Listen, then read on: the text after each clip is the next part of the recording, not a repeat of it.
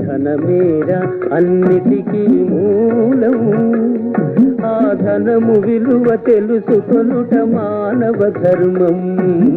ధనమేరా అన్నిటికీ మూలం, ఆ ధనము విలువ తెలుసుకొనుట మానవ ధర్మం. ధనమేరా అన్నిటికీ మూలం.